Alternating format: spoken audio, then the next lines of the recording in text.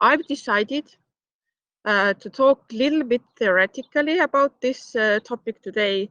Like typically I'm like a quite active urban gardening, and I'm really into like recycling and making my own hands dirty.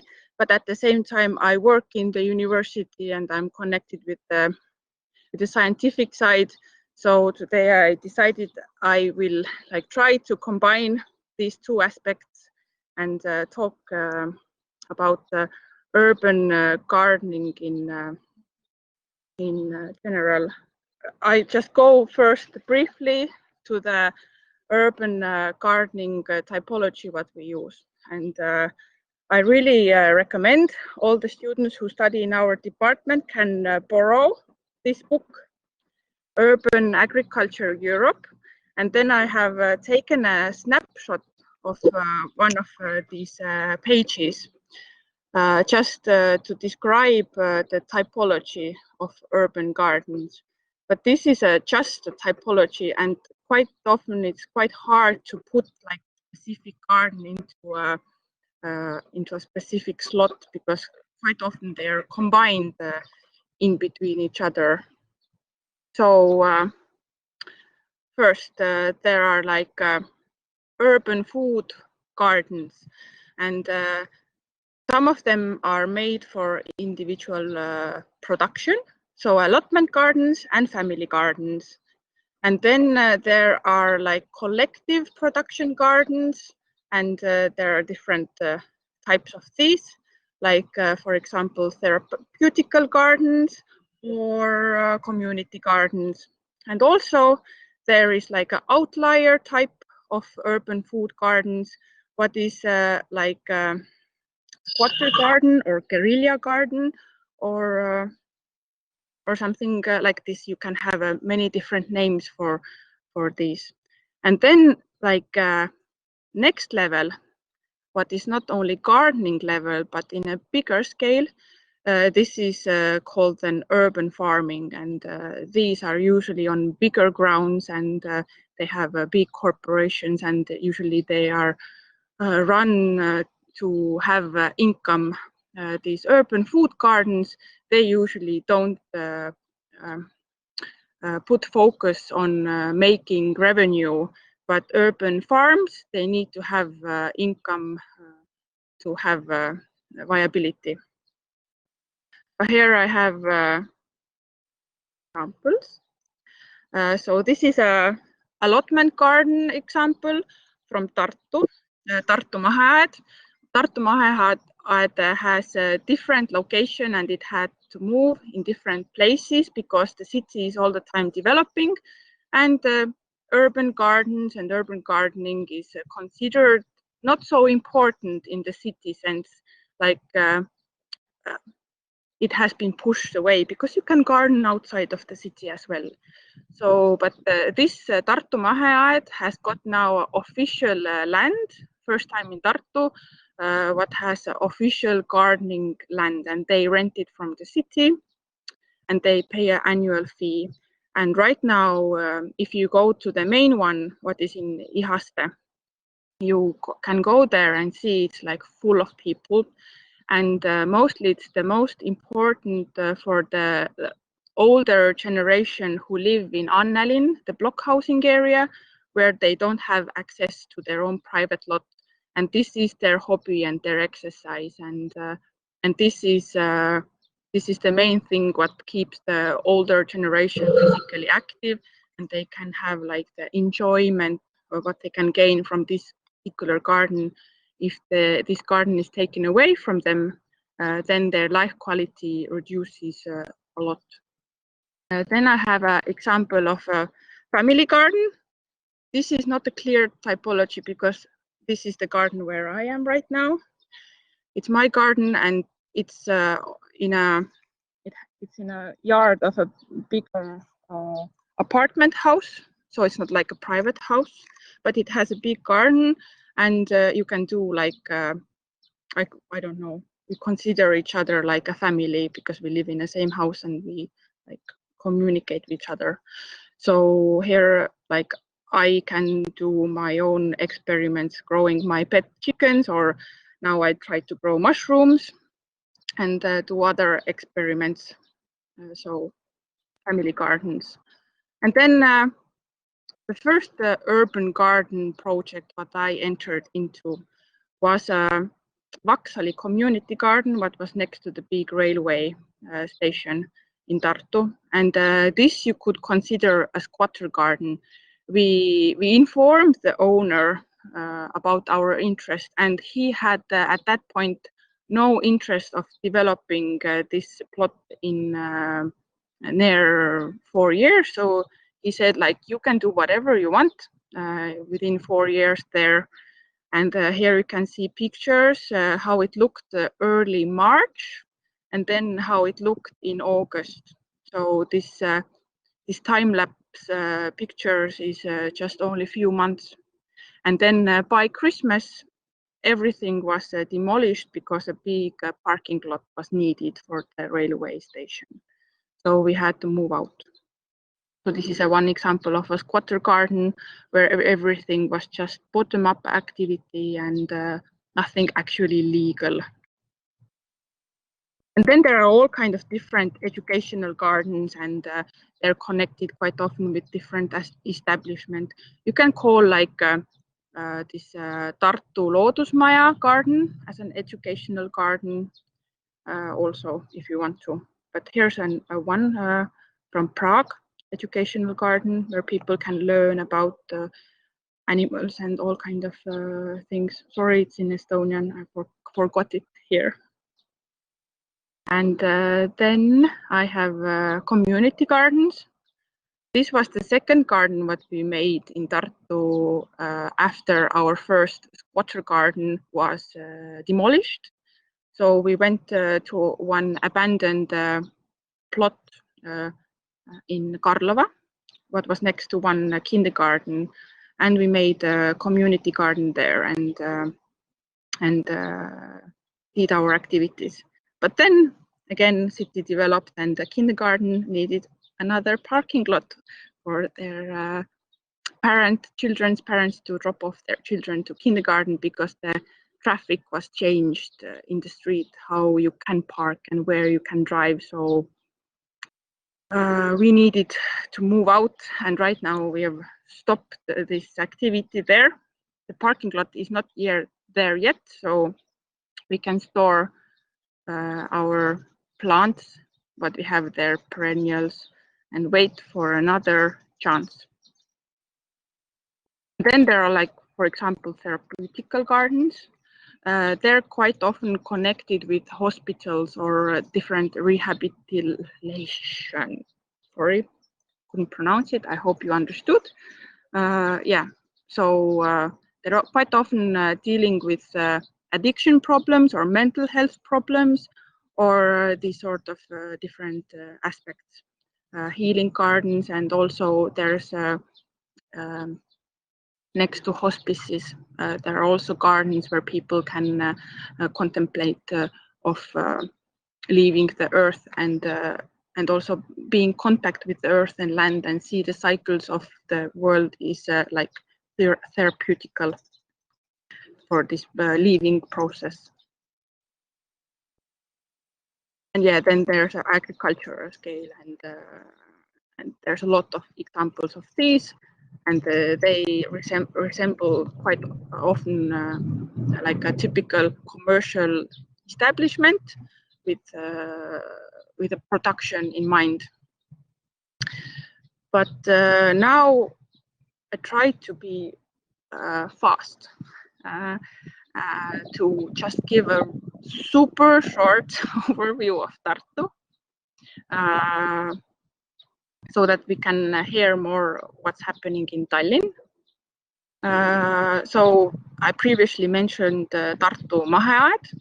So that's like the biggest active, like well-running allotment garden in Tartu, and they're doing well. A lot of people are there, and you can see that the closeness to Annelin and also the traditions of the people who used to have allotment gardens in the Chinatown. What is the next point is continuing there.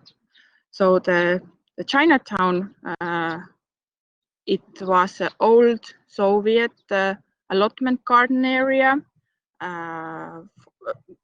initially made for there was a close military airport, so the military families could have their allotments there. And right now it's being also closed down, and it have had a lot of issues because there has been a lot of vandalism and also, how do you call the people who put things in fire? Arsonists. So there was a person who deliberately set fires there, and there was a lot of problems because this place wasn't officially recognized after the independence of Estonia after the Soviet Union.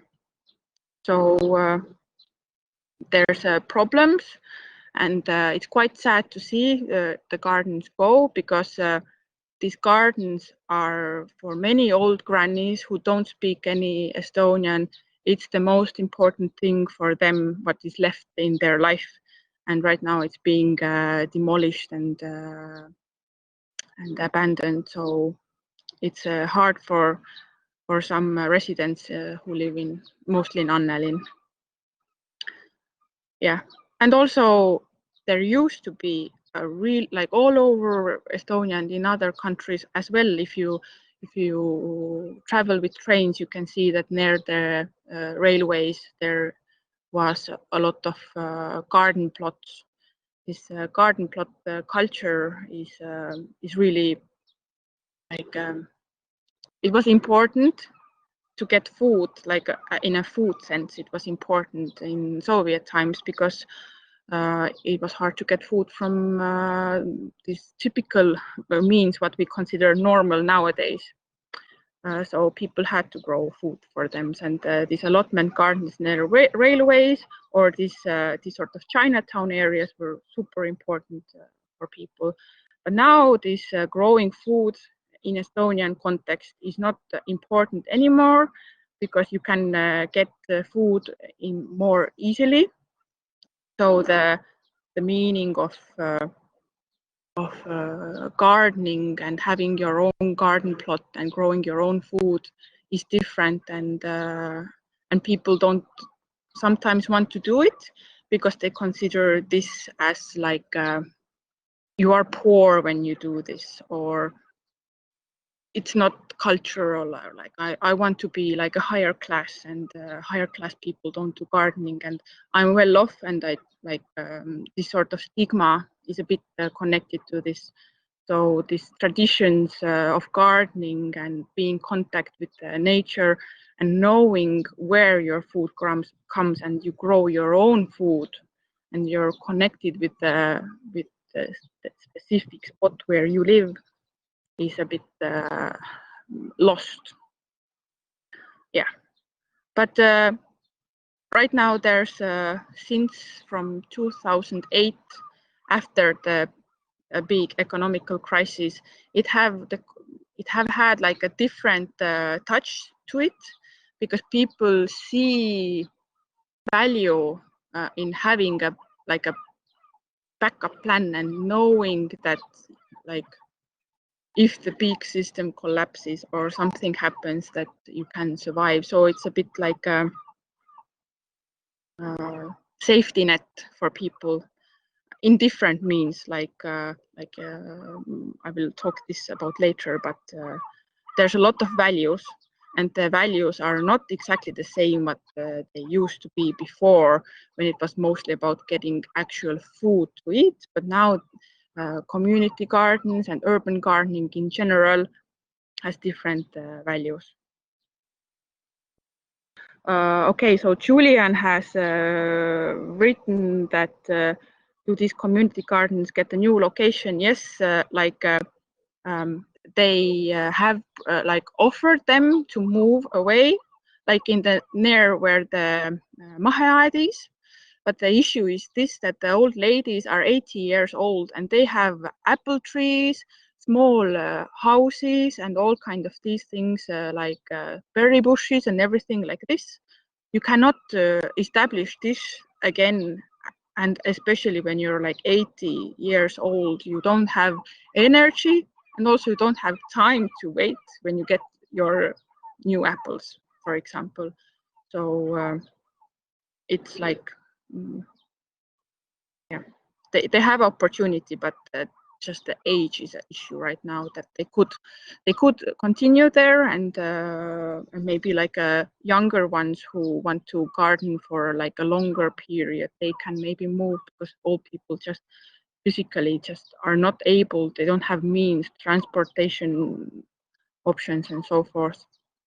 And also language is an issue, because the information is usually spread in Estonian and the old ladies don't understand Estonian. Yeah, okay. So I answered the question, where was I? Yeah, then in Annelinn, the biggest district with the block houses in Tartu, also last year opened, was it last year or year before? Let's say last year. So this opened near the library in Annelinn. And so this is not like a typical allotment garden, because the plots are much smaller, but people can have like a hobby plants or like communicate with other neighbors, and it's an opportunity to like contact with people and nature and grow some plants just like as a hobby, not like making some food for winter or something like this.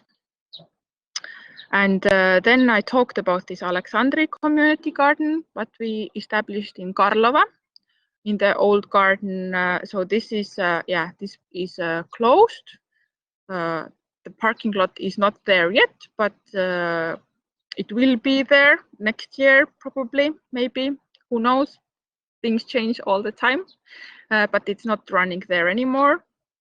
And right now we are the core group who have started this first squatter garden, what was unofficial. Then we had official agreement with the city for the Alexandra garden. And then now we want to take, like there was also Emajõe garden behind the Lodjakoda. And this was also like semi-squatter garden, what got like agreement. But then Lodjakoda is like a traditional shipbuilding yard, and they got a new house development. So they get a new like shipbuilding dockyard. So you see the plan here, and then there's a big triangular box at the corner of the picture. So this is the new main building of Lodjakoda, and it's almost at the place where the community garden of this Emajõe garden used to be, a little bit more up north. So next to the pond, what is in the middle, so to the west it was. But now it's being developed, but we talked with the city government, and it was agreed that we can move a few hundred meters to a different location and do our gardening activities there. And right now, oh sorry, city life, you know. So we have agreement process right now going on, and we are making like a esquisse plan how this new garden, Emajõe garden 2.0, will be looking like. And here's one sheet of the proposal. So the principle is this, that we don't want to do a typical, like a super typical community garden or a typical allotment garden.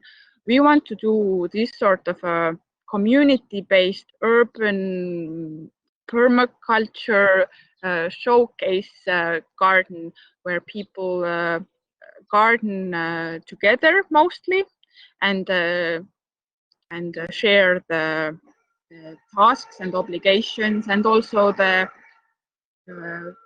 fruits what we grow.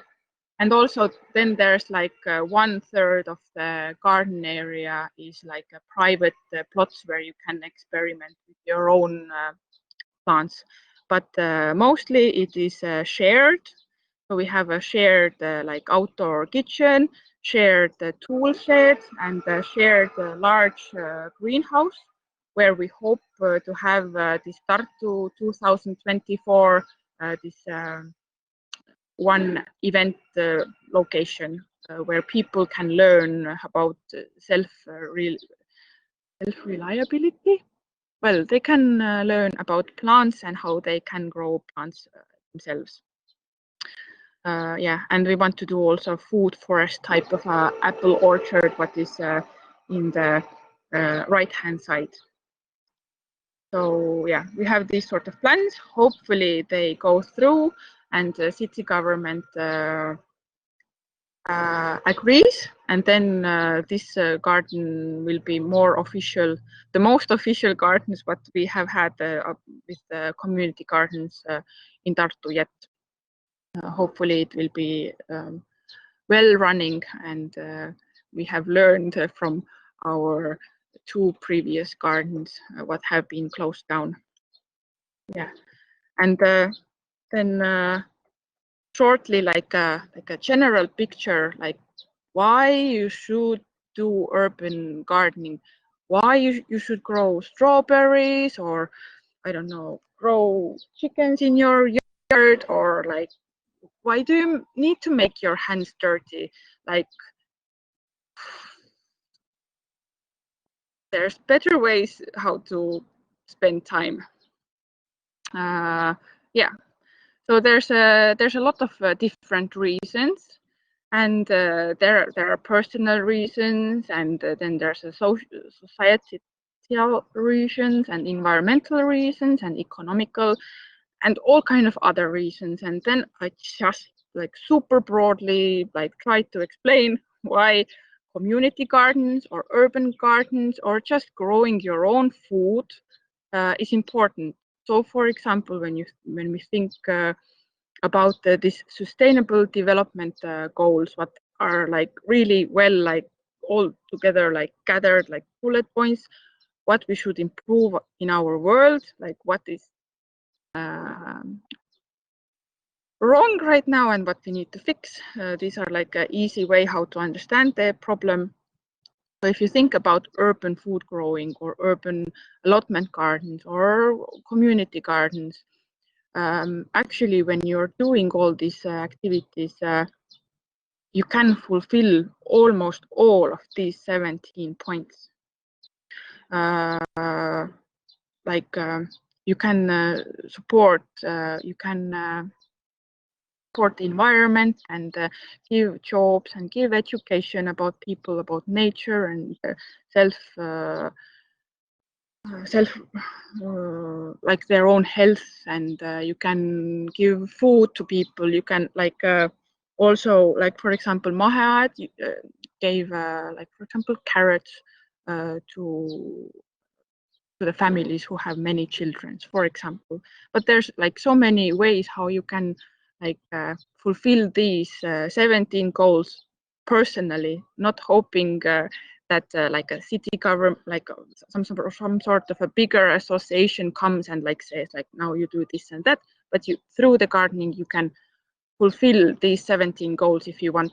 Like you really like connect with other people, and you can make like through the gardening you can reduce the heat island effect in the urban environment, because you create like water and vegetation and more shade, so and so forth.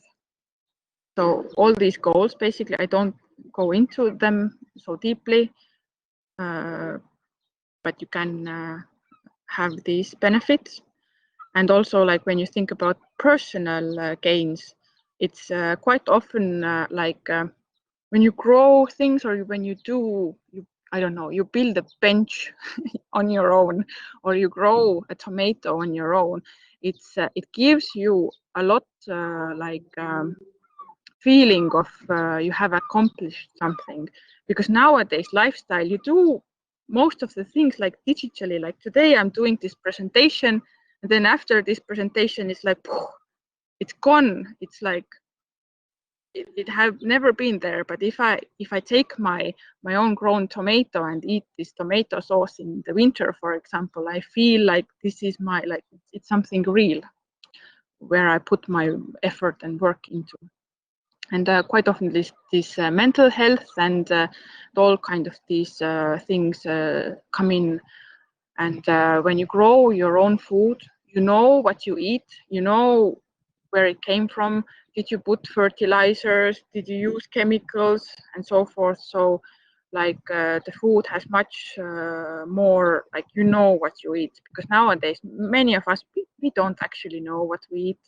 Like we eat this spaghetti, but how many fertilizers, how many pesticides they used it, is it a GMO or not? We don't know this. So when you grow your own food, you know this, what you put into your body. Yeah. And then there's like a different like movements and different organizations like concerned, for example, with societal or environmental aspects, the way how our agricultural system works, and who gets subsidized and who don't get subsidized, and so forth. So through growing your own food and thinking how the actual system, like the bigger system, works, this can also help to educate people and also open up your mind and think like, I get like super cheap, I don't know, jam, why it's so cheap, and so forth. Yeah. And then my last slide is this. There's all the time different sort of people talking about different things, and writing different reports and manifests, or making strikes, like for example Fridays for Future and so forth. Like this community gardens, or this new trend of arising again, this especially among young people, this community gardens. Like older people like allotment gardens more because they're used to this. So it shows that it's an important topic, and we need to look at it. And you can like look at this Food and Agriculture Manifesto. It's a short brochure. Again, I won't talk about it like long, but it's again like a super short explanation what's going on with the food, and why we should think about it, and also like how we can all like act upon it. And urban gardening can be one of the solutions there. It's not only solution, because these sort of complex issues like urban gardening is connected with really complex issues, like for example, what is the city, where it is, what sort of climate it is. And right now all this corona crisis and all these sort of things, they say that we are strongly you can see that you are a part of a bigger system, and when you do urban gardening, or when you eat your food, you're actually like dependent on the bigger system, and these urban gardening activities can help you to understand it better, being at the same time like a specific location, and doing specific activities. So just like you can think, where do you get your eggs? I got my 4 chickens.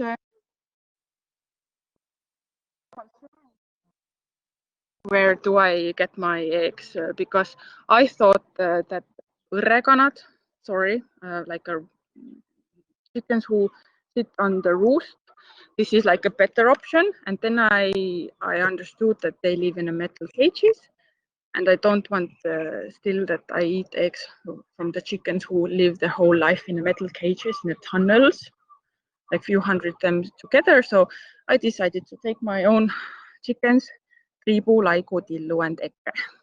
So now I know where my eggs are coming and what sort of food I give them. So it's just, for me, urban gardening, when you do it, it's about awareness and contact with the actual world, and you are aware what you do and what you get.